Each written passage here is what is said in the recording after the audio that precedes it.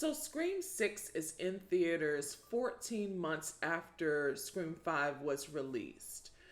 This is a decent film. It is worth seeing in the theater, but there are good elements about it, there are bad elements about it, and there are boring elements about the execution of this film. First up, the good.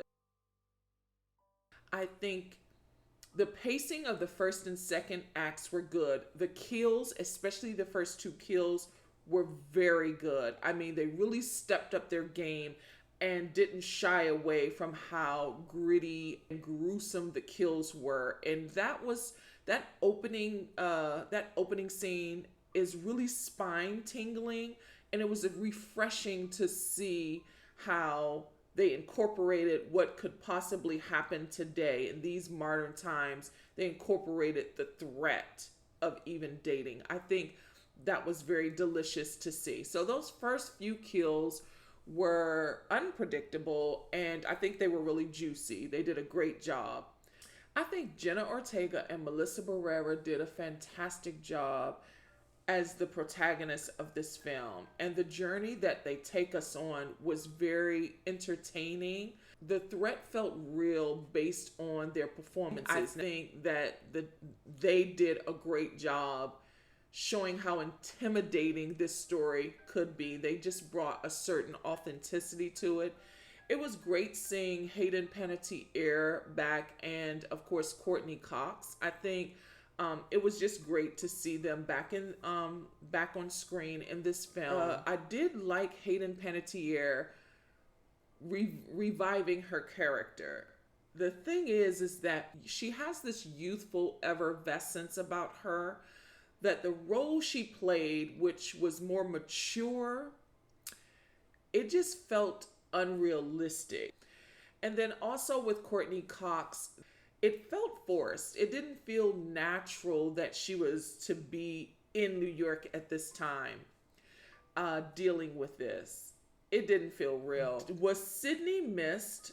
I think Sydney was missed. It was noticeable that Neve Campbell wasn't in this. But again, if you haven't seen the previous films, then she's mentioned in this film, but if you haven't seen these before, you don't know that someone else is missing. So hopefully when they come out with Scream 7, she will be back. Scream 6 comes not even 14 months after Scream 5 dropped. I didn't like Scream 5. I mean, I was dozing in the theater. And I've seen all of them. This one could be a standalone film, and I like how inviting it is to new fans, new audience members. You don't have to see all of the previous Screams to enjoy this one. I will say that that's a good thing about it.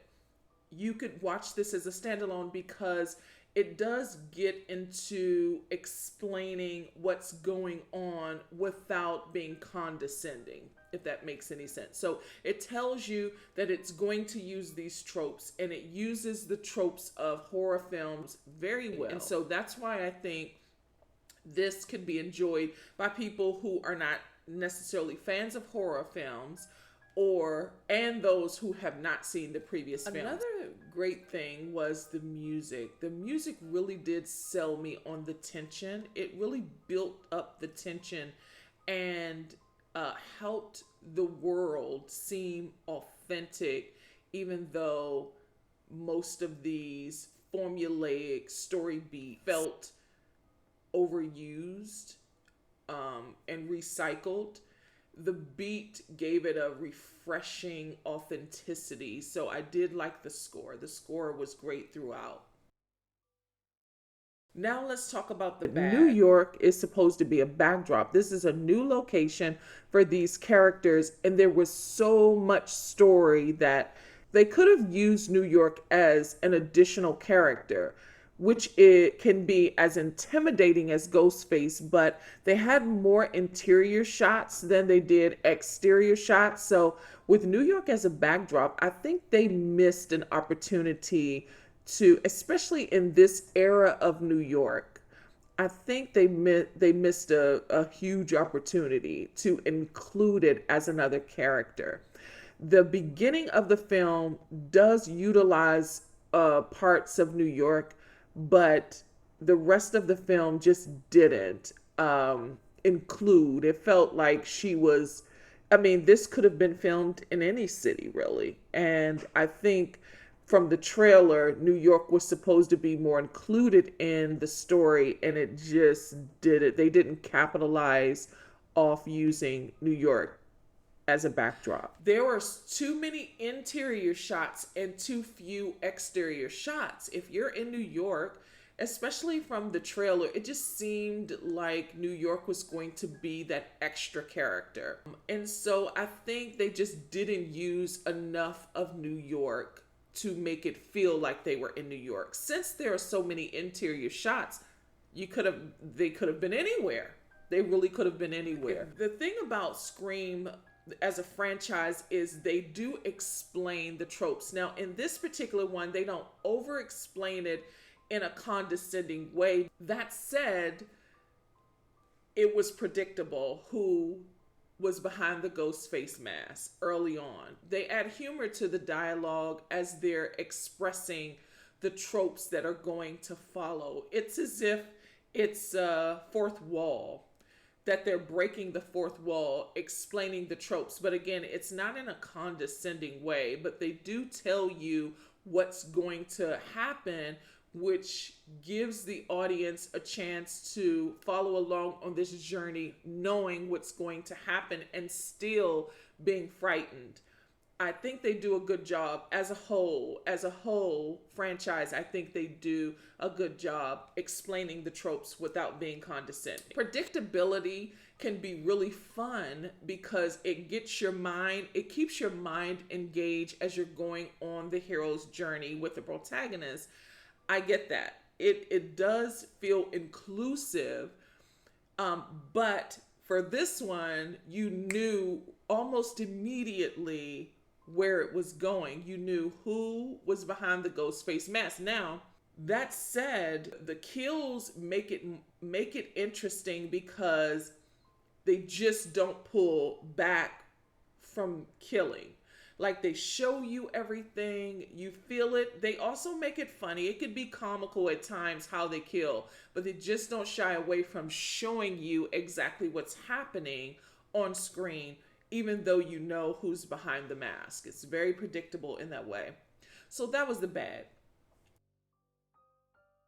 The boring is the third act. It goes on forever. I think they could have buttoned up this film and made it perfect in 100 minutes. Third act seems to go on far longer than it had to be. And for me, it just felt like the filmmakers they just put everything in that third act. And it did get kind of tedious because it's like, get on with it. Get on with it. We already know what's happening. So it just seemed like it overstayed its welcome. But I just think that the third act should have been tightened up a little more. It felt like maybe 30 minutes too long. I was like, is it over yet? And that's never a good sign for a film. Get in, get out, entertain while you're there, and close it up with a jaw dropper. And I think it failed in that way. Scream 6 is worth seeing. It is a good time. The first half of this film is so exciting. There are a few jump scares. Again, you feel inclusive, even though you know what's going to happen, even though it is predictable and it felt like a lot of this is fourth wall breaking, you still enjoy it because the kills are so good. Especially, there's a scene that's in the trailer, so this is not a spoiler. There's a scene in the bodega where there's no letting up. I think it was cut so beautifully. And the editing, very good, sharp cuts. I think it's worth seeing on the biggest screen. I definitely do. Can you wait? Sure. Should you wait? No. Enjoy the theatrical experience of seeing these movies. It was meant to be seen on the big screen opening weekend. Definitely recommend it, but just know that you're going to know who is behind that mask really early on. You're going to enjoy Jenna and Melissa for sure. You're going to enjoy the kills. If you like horror and slasher movies, you're going to enjoy the kills. But that third act, you're probably going to be looking at your watch and shifting in your seat, ready for it to end. I think it does more than overcompensate for its shortcomings. And for me, that's a good time. So I recommend seeing it in the theater.